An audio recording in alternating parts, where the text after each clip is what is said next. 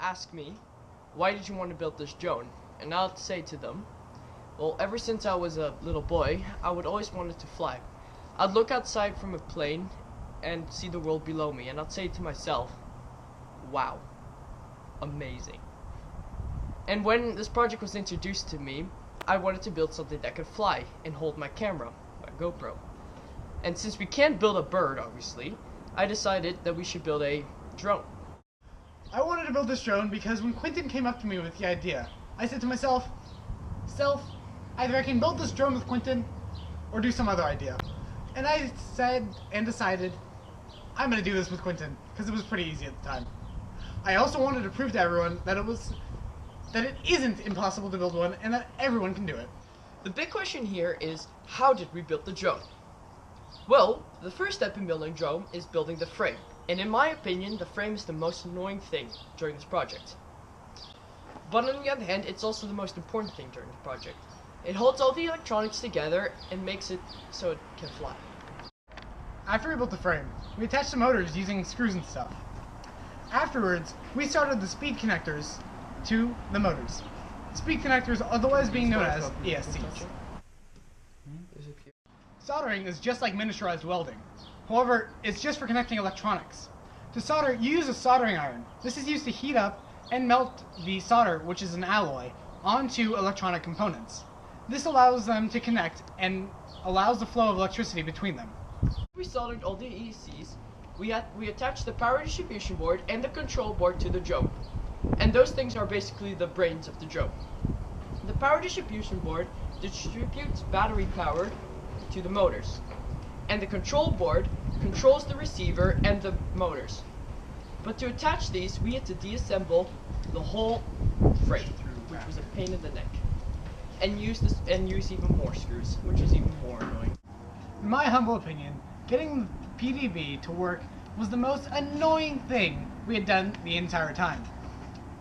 We had to make the leads work from the motors to the power distribution board properly and transmit power evenly across all four of these motors.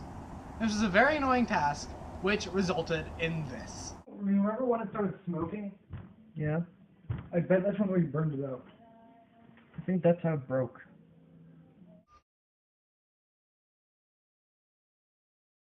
This is really bad because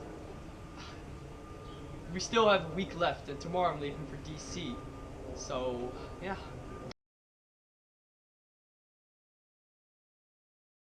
The part finally arrives and I get my bike and start going to JQ's house.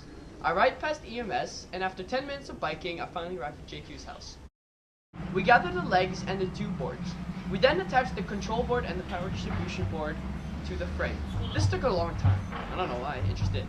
So, after that, we tested the four motors and they all worked. But then Quentin gets this text message. What? The battery fried? No! No. With the battery fried and an ESC speed controller, and the project is due in 3 days, and not to mention the parts get here on Tuesday, what will our heroes do?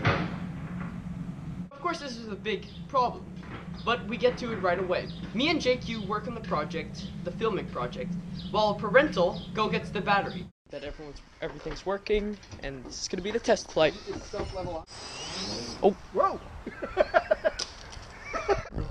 fancy.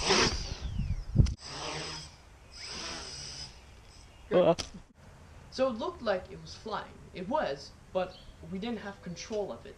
So that's what we had to do. So we went back, we tried to fix the problem, and we wanted to make sure that we could launch it, have it fly for a bit, and then when we want to land it, it lands. Not just like we want to launch, it flies a bit, and then it just drops randomly. So this is the final day. We tested a bunch of tiny things. We fixed everything, made sure it's perfect, and now we're gonna go to Binney Park and test it out. So cross your fingers and hope that it works.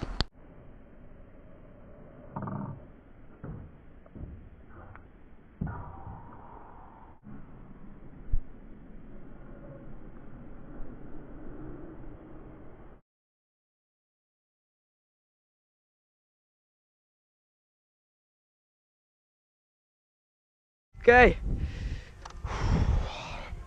Remember this day. May 22nd.